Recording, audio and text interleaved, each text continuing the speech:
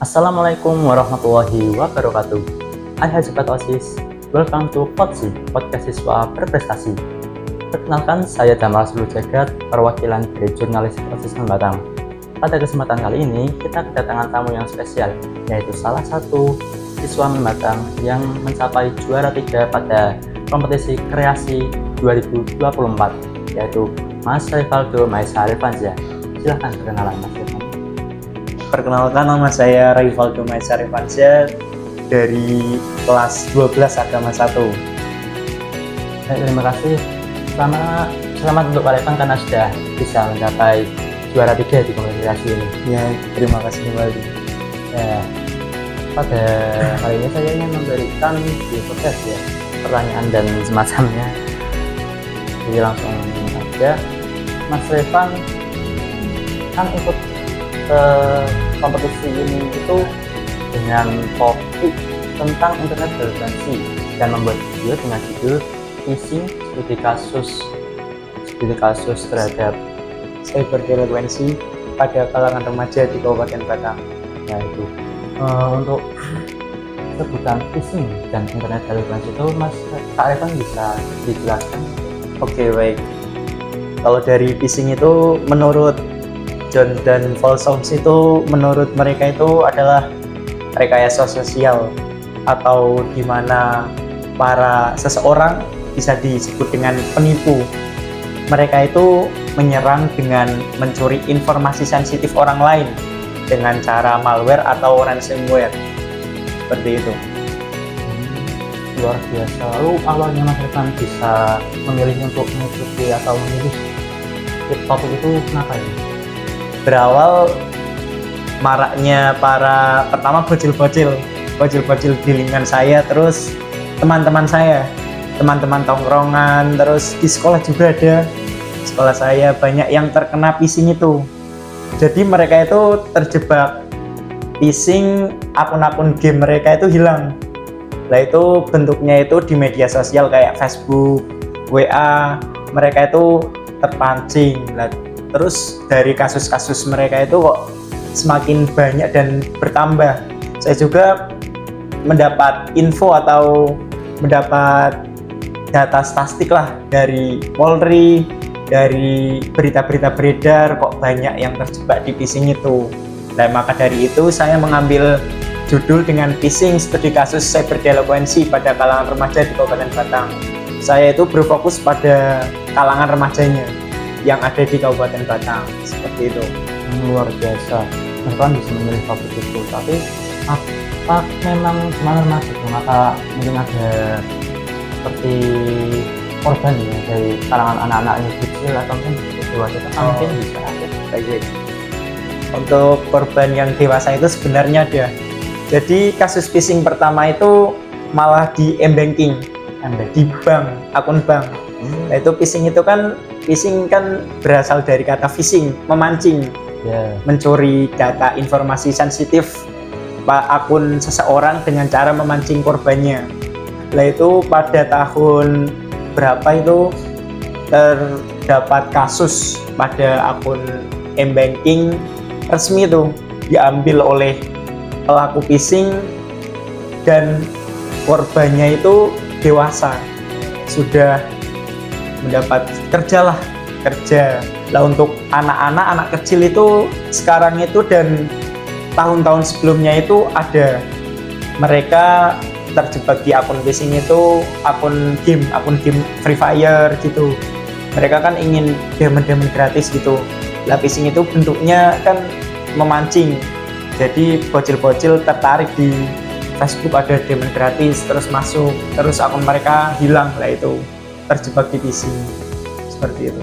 Jadi phishing itu memang berbahaya sekali, bisa berjuta-juta uang hilang cuma gara-gara keinginan untuk dapat diamond atau kesenangan dari dalam game. Lebih ke akunnya sih, untuk finansial mereka menghabiskan uang banyak itu tergantung dari akunnya. Contoh akun mereka Sultan terus masuk phishing, lah itu mereka rugi besar. Mereka kan sudah top up banyak gitu, terus akunnya masuk hilang kena phishing gitu. Ada juga yang kayak akun hangus akun hangus itu akun kosongan terus kejebak phishing karena ya kebodohan mereka itu juga bisa masuk phishing seperti itu.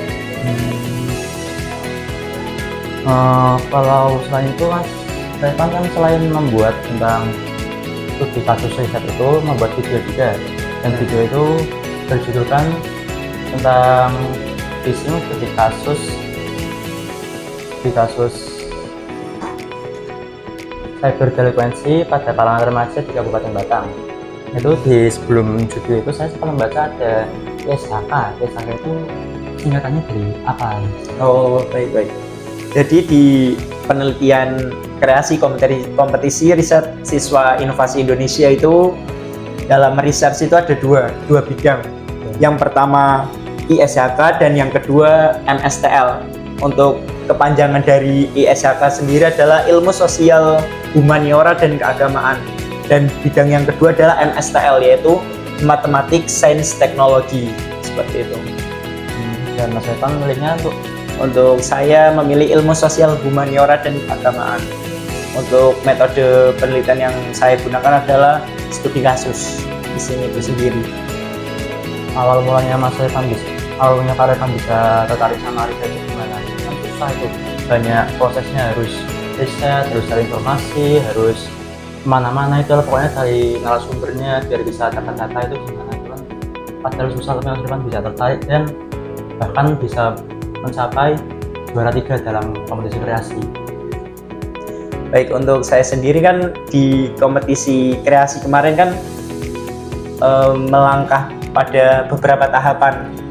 Yang pertama tahapan proposal penelitian, kita kan ada 3 tahapan. Yang pertama pengajuan atau pembuatan proposal penelitian. Lah untuk awal sendiri tadi yang sudah saya katakan phishing cyber delinquency itu kan saya masukkan pada proposal penelitian itu diterima atau tidak. Nah, itu saya sangat tertarik sebelumnya itu karena pertama saya tertarik diajak atau diajak guru lah, Pak Imam, Bu Endon itu kan di Man Batang itu ada KIR, karya ilmiah siswa. Nah itu karya tulis ilmiah, mohon maaf. Iya. Nah itu pada siswa-siswa itu dikumpulkan. Jadi di penelitian ini tidak ada yang pintar, tidak ada yang cerdas, atau tidak ada yang ya dibilang bintang kelas atau peringkat, si paling peringkat gitu. Jadi di sini tuh bagi yang mau dan berusaha. Untuk awal saya masuk riset ini penelitian, sebelumnya saya sudah pada MyRes, Madrasah Supercamp Your Research. Pada MyRes itu saya mengambil judul pertama itu prostitusi. Ya, prostitusi online.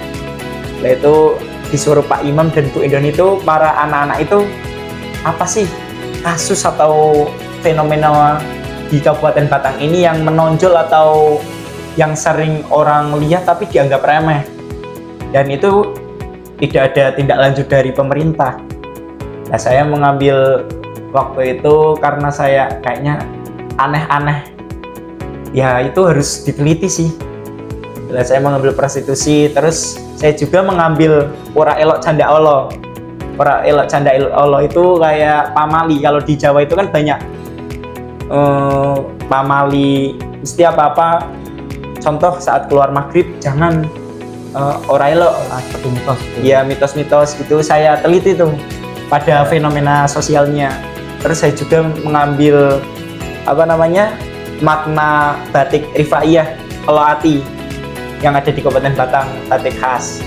Nah itu saya kembangkan, saya teliti waktu itu hingga ada lomba kreasi. Saya mengambil judul yaitu phishing, dan saya juga sudah menganalisis tentang phishing, fenomena di Kabupaten Batang ini gimana gitu.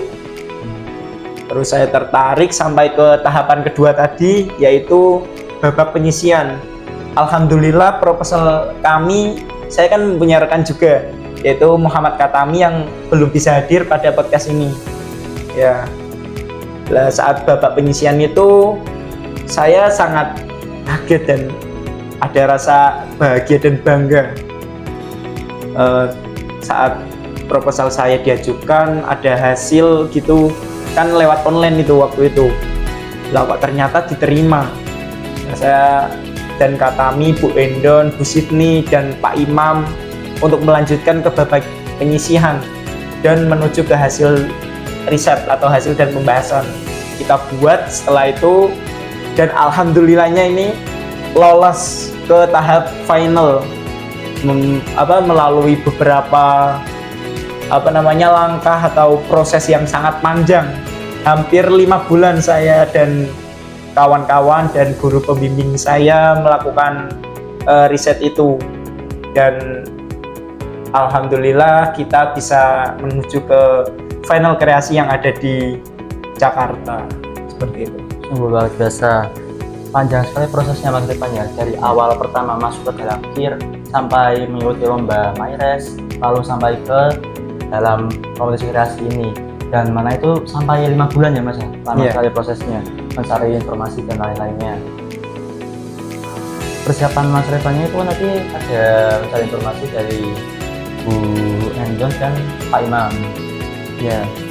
Nah itu bisa mungkin diceritakan lagi apa tentang persiapannya itu dalam pembuatan videonya. Dalam pembuatan video untuk kreasi ini kan final kan kita disuruh atau ada lombanya juga pembuatan video. Untuk pembuatan video prosesnya kita pertama bekerja sama dengan jurnalistik Alman Batang dari tim mereka, terus dari arahan Bu Endon dan Pak Imam, konsepnya bagaimana sih. Pertama saya dan Katami itu membuat kayak membuat skrip video dari latar belakang, rumusan masalah, metode penelitian sampai ke hasil. Kita buat skrip dari latar belakang masalah. Penelitian saya kan tentang remaja, saya membuat video. Di video saya kan pertama yaitu anak kecil yang menangis. Setelah itu kan yang tadi saya katakan awal tadi, kenapa saya memilih penelitian phishing itu, maraknya para bocil tertipu. Itu mereka yang menarik juga sih untuk awalan di video itu. Jadi bocil itu kayak nangis, terus ada rasa kesal juga, akun hilang setelah memencet link di media sosial. Terus setelah itu ada kayak data kasus itu. Saya, Katami dan teman-teman merekayasa atau mengonsep sedemikian rupa sampai dibuat video kreasi tersebut. Ya, anak kecil dalam video itu seperti penggambaran tentang kasus yang telah terjadi ya. Iya, latar belakang kasus tersebut. Nah itu kasusnya itu sangat banyak. Itu apa Mas Arifan itu ngambil dari narasumber informasinya dari anak kecil juga, atau seperti dari subjek atau narasumber yang formal seperti guru, atau wawancara langsung, atau mungkin dengan ngobrol biasa dengan teman-teman Mas Arifan? Untuk subjek atau samplingnya, namanya sampling, metode penelitian saya itu mengambil dari pelakunya. Untuk korban sudah saya ketahui melalui yang pertama data statistik dari Polri, terus saya juga sudah menganalisa lingkungan saya, pertama di sekolah, di tongkrongan, terus di kampung banyak korban. Untuk subjek wawancara yang saya ambil itu dari pelakunya, narasumbernya itu dari pelaku phishing. Karena penelitian saya itu studi kasus cyberdelinquency, yaitu kejahatan di dunia maya, dan berfokus pada kalangan remaja yang umumnya atau samplingnya itu adalah pelaku, seperti itu. Lalu selain itu cara mendapatkan informasinya itu dari apa saja? Dari mana saja, tentang siapa saja? Untuk dari saya sendiri mengambil sampling atau subjek penelitian saya, narasumber itu pertama dari menggunakan purposive sampling ya. Wawancara itu saya mengetahui dari grup-grup komunitas, phishing tentunya itu kan isinya para admin dan ada di Kabupaten Batang tersebut. Terus di lingkungan saya juga tongkrongan ada juga. Di situ saya mewawancarai mereka dan harus ada perjanjian dulu bagaimana mereka setuju tidak untuk diwawancarai seperti itu. Memang susah ya Mas untuk penelitian itu riset.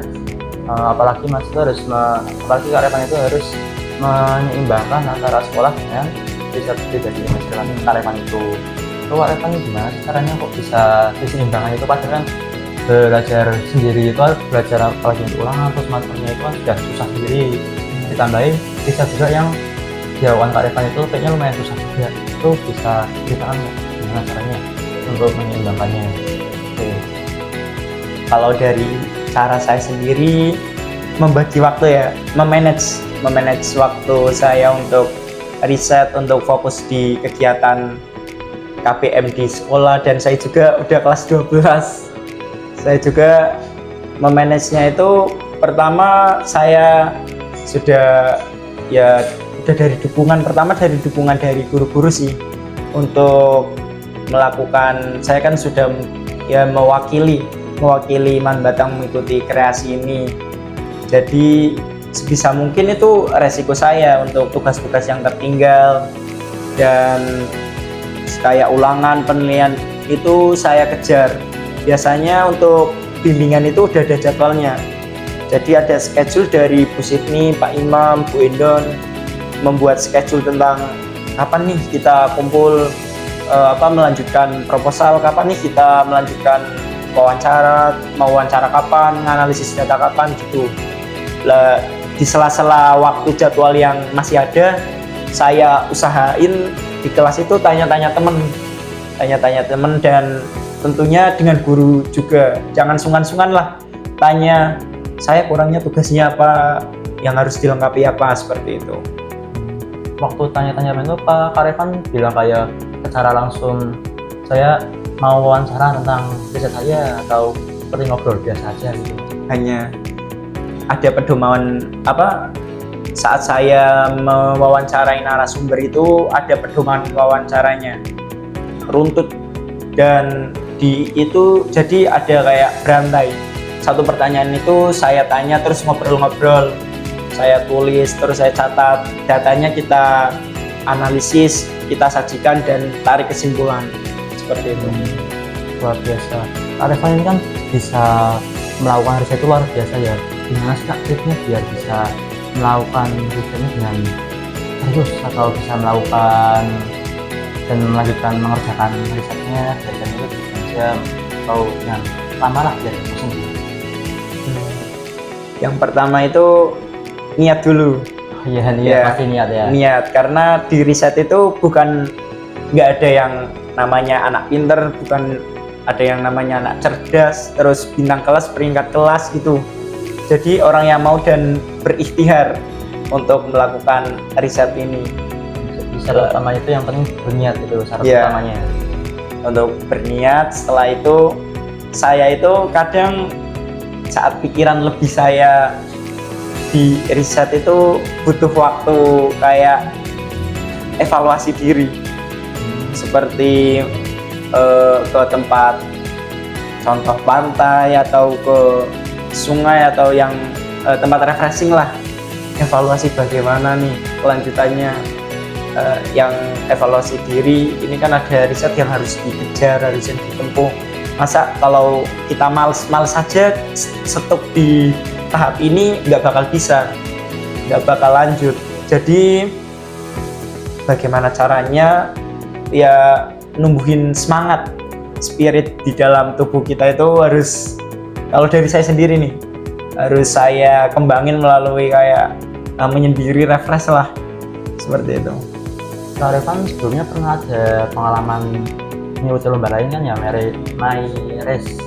Ya, saya juga mengikuti sebelumnya mengikuti MyRes dan Opsi. Untuk MyRes sendiri tadi saya kan sudah bilang saya mengambil penelitian dengan judul prostitusi online, terus ora elok canda Allah. Terus Opsi itu juga saya waktu itu mengambil batik di Kabupaten Batang, batik Rifaiyah, batik yang coraknya itu hanya di Kabupaten Batang sendiri, yaitu Pulau Ati. Saya mengikuti tersebut, alhamdulillah, dan saya bersyukur mungkin saya disuruh untuk belajar terus. Belum lolos ke tahap selanjutnya, mungkin di proposal atau pengajuan saya sudah diterima, tapi belum ke tahap selanjutnya. Seperti itu. Pak Revan mengikuti berbagai lomba ini, dukungan dalam keluarga dan teman itu dukungannya gimana? Apakah sangat mendukung atau malah ada beberapa hambatan gitu? Untuk orang tua sendiri nih, dari bapak ibu itu sangat mendukung untuk mengikuti lomba-lomba ini, terus mengikuti kegiatan di sekolah. Saya juga mengikuti organisasi ekstrakurikuler di Man Batang. Untuk dukungan dari orang tua itu bahkan lebih sih, walaupun dari material, finansial juga. Saya kan sering pulang sore nih, biasanya pagi itu saya udah bilang sama orang tua, nanti ada kegiatan atau kegiatan bimbingan riset penelitian atau organisasi, ya saya didukung. Biasanya saya ditambah uang saku gitu. Itu kan sebuah dukungan yang luar biasa.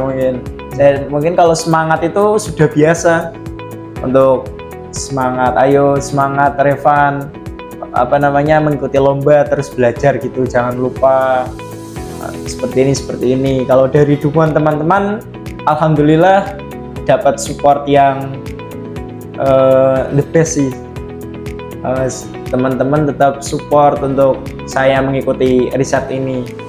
Kalau lingkungan sekolah, alhamdulillah tentu guru-guru dan warga sekolah ya mendukung penuh ya untuk penelitian ini. Seperti itu.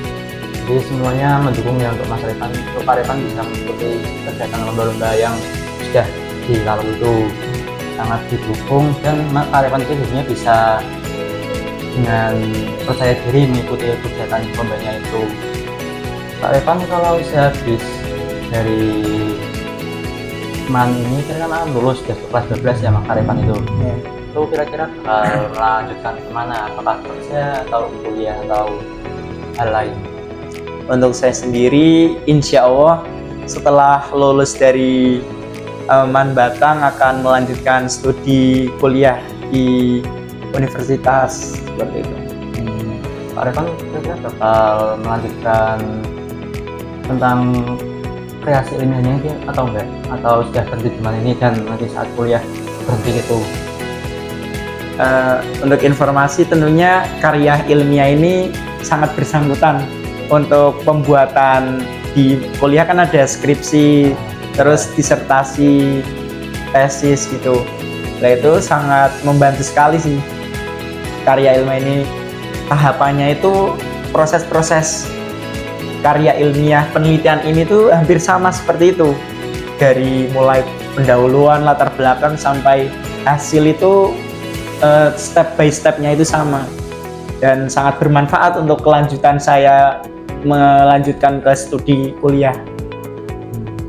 Ya, kalau Mas Revan sebelum pergi dari mana ini kira-kira punya nggak tips and trick buat para adik kelas atau teman-teman, atau mungkin semangat biar bisa menjadi lebih semangat dalam mencari ilmu dan sebagainya itu? Untuk mungkin adik-adik kelas 10-11 ya.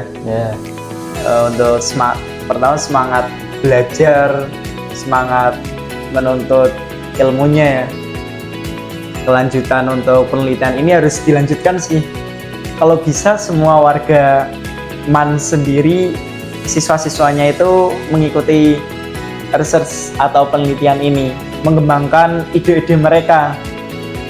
Untuk harapan saya itu nanti ada, kalau di bidang penelitian itu kan ada namanya MSTL, Mathematics Science Technology.